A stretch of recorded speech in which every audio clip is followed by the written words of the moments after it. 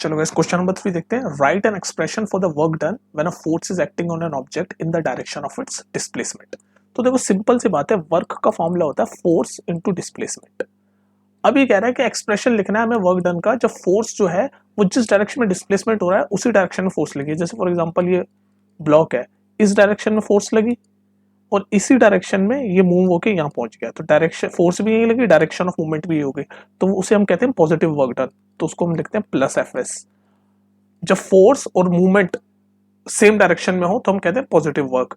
ये हो गया पहला केस। दूसरा केस होता है अगर फोर्स तो लगे यहाँ, फोर्स यहाँ लगे और मूवमेंट उसके अपोजिट डायरेक्शन में, जैसे फ्रिक्शन फोर्स के केस में होता है ना, फ्रिक्शन फोर्स हमेशा अपोजिट डायरेक्शन में लग रही होती है लेकिन ऑब्जेक्ट आगे जा रहा होता है।